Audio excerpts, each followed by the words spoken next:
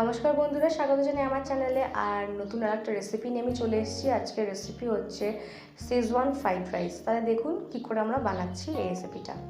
এখানে আমি টক দই নিয়ে নিচ্ছি 2 চামচ মতো, দিয়ে এটাকে ম্যারিনেট করব। এর মধ্যে আমি নিয়ে নিচ্ছি 8 চামচ হলুদ গুঁড়ো, লঙ্কা গুঁড়ো, এখানে আমি নিলাম গরম মশলা আর জিরে গুঁড়ো নিয়ে নিয়েছি। আর এখানে আমি 1 চামচ মতো আদা রসুনের পেস্ট আমি নিয়ে নেব। নিয়ে এটা কিন্তু খুব ভালো মতো করে আমি মেখে নেব। ভালো মতো করে মাখা হয়ে গেছে দেখুন। এর মধ্যে কিন্তু আমি লবণ দিইনি, এখানে আমি অল্প একদম লবণ দিয়ে নিচ্ছি, কারণ আমি রান্নার মধ্যেও কিন্তু লবণ ব্যবহার করব তাই। এবার এটাকে আমি রেস্ট করার জন্য রেখে দেবো, যখন আমি অন্য প্রিপারেশনগুলো করছি ততক্ষণ। এখানে পেঁয়াজ কুচি, লঙ্কা কুচি, আদা রসুন কুচি, টমেটো কুচি আর ক্যাপসিকাম কুচি নিয়ে নিয়েছি। আর এই ভাতটা আমি আগে থেকে বানিয়ে আমি এটাকে কিন্তু ঠান্ডা করে রেখেছি, কারণ ফ্রাইড রাইসে কিন্তু আমার গরম ভাত ব্যবহার করবো না। এখানে আমি শেজওয়ান সসের জন্য আমি এখানে কিন্তু শেজওয়ান ফ্রাইড রাইস মশলা নিয়েছি চিংয়ের। আর আপনার চাইলে অন্য শেজওয়ান সসও ইউজ করতে পারেন। এখানে আমি 3টে ডিম নিয়েছি, আপনার মনে হয় যদি আপনি ইউজ করবেন না, নাও করতে পারেন। তো ডিমগুলো আমরা এক একে করে এই পাত্রটার মধ্যে কিন্তু ফের ফাটিয়ে নেব। নেওয়ার পরে ভালো করে কিন্তু আমরা এটাকে ফেটিয়ে নেব।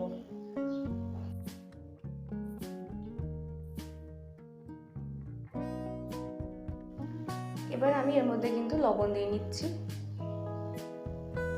স্বাদ অনুসারে নিয়ে নিয়েছি। এখানে আমি 8 চামচ মতো আবার গোলমরিচ গুঁড়ো নিয়েছি।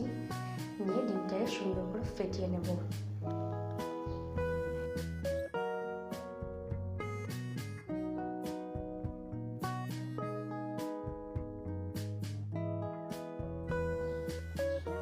এবার আমরা শেজওয়ান সসটা তৈরি করব। এখানে যে চিংড়ির যে মশলাটা আছে, আমি এখানে 8 প্যাকেট মতো মশলা ইউজ করছি। এখানে আমি 4 চামচ মতো জল দিয়ে নেব।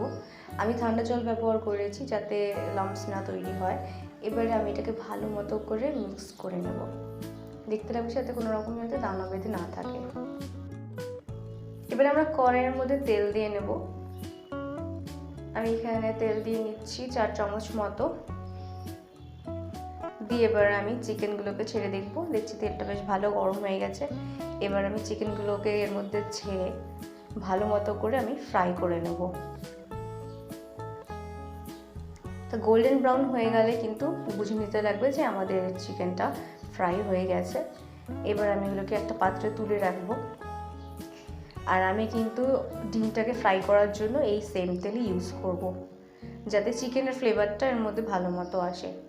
এবার তেলটার মধ্যে দিয়ে মিডিয়াম লোতে আছে আমার গ্যাসটা।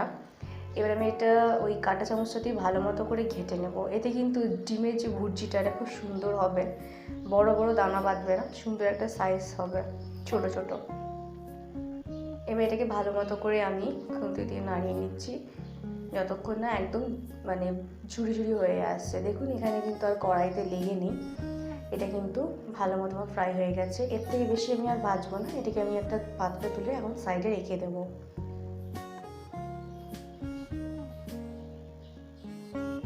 এবার সেম কড়াইতেই আমি আবার তেল দিয়ে নিচ্ছি। এবার ফ্রাইড রাইসটার জন্য আমি এখানে 4 চামচ মতো তেল ইউজ করেছি, আপনারা আপনাদের পরিমাণ মতো ব্যবহার করবেন।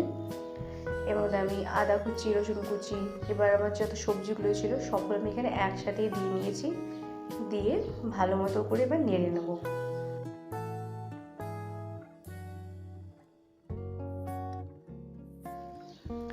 এবার আমি এর মধ্যে একটুখানি লবণ দিয়ে নিচ্ছি। আমি কিন্তু একদম অল্প অল্প করে লবণটা ব্যবহার করছি, সেটা কিন্তু মাথায় রাখতে লাগবে। এবার ভালো মতো ফ্রাই করার পরে এখানে আমি আমার যে আদা রসুনের পেস্টটা আছে এটা এর মধ্যে আমি মিক্সড করে নিচ্ছি। ভালো করে ফ্রাই করে নেবো যাতে কাঁচা গন্ধটা কিন্তু যাতে চলে যায়। তো এখানে মোটামুটি আমার ফ্রাই হয়ে গেছে, তাই এর মধ্যে আমি এখন রাইসগুলো দিয়ে নিচ্ছি। এক লটে একবারে দিতে যাবেন না, অল্প অল্প করে মিক্স করুন যাতে চালগুলো বেশ দেখতে সুন্দর লাগে আর লেগে লেগে না যায়। তো এখানে আমি দেখুন মিক্স করে নিয়েছি। তো এখানে কিন্তু আমি ভাত এই 4 কাপ মতো ভাত আমি ইউজ করেছি, রাইস না, এটা কিন্তু 4 কাপ ভাত। এবার এটাকে ভালো মতো করে মিক্স করে নেব। আর শেজওয়ান সসেও কিন্তু লবণ থাকে, তাই লবণটা কিন্তু খুব ভেবেচিন্তে ব্যবহার করতে হবে। আমি এতবার ইউজ করেছি, কিন্তু যদি লক্ষ্য করবেন তো বুঝতে পারবেন যে খুব অল্প অল্প পরিমাণে কিন্তু আমি ইউজ করেছি। এবার ভালো মতো মিক্স হয়ে যাওয়ার পরে কিন্তু আমি এর মধ্যে শেজওয়ান সসটা দিয়ে নিলাম, দিয়ে এটাকে ভালো মতো করে কিন্তু নাড়িয়ে নিতে লাগবে।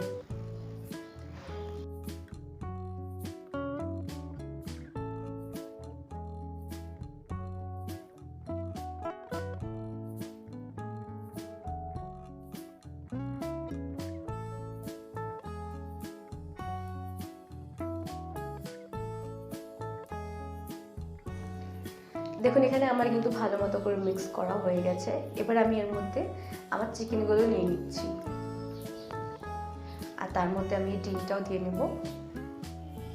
রান্নাটা প্রায় শেষই হয়ে এসছে, এটাই লাস্ট দুটো স্টেপ আছে। তো এবার আমরা এটাকে ভালো মতো করে মিক্স করে নেব পুরো চালটার সাথে।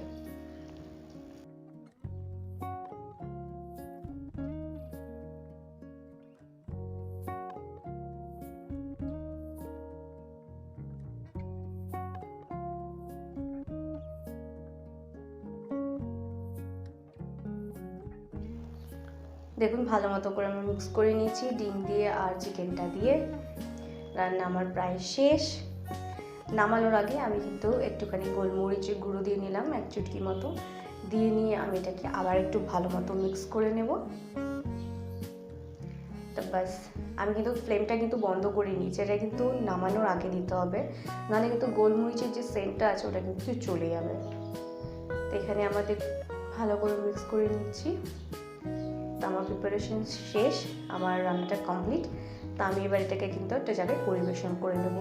তো আমার চ্যানেলটা যদি সত্যি আপনাদের ভালো লাগে আর রেসিপিগুলো যদি আপনাদের ভালো লাগে, তাহলে কিন্তু অবশ্যই আমার চ্যানেলটাকে সাবস্ক্রাইব করুন, বেল আইকন প্রেস করুন, লাইক করুন, কমেন্ট করে জানান কীরকম লাগছে। আর নতুন কী রেসিপি দেখতে চান অবশ্যই কিন্তু আমার চ্যানেলে কমেন্ট করে বলবেন।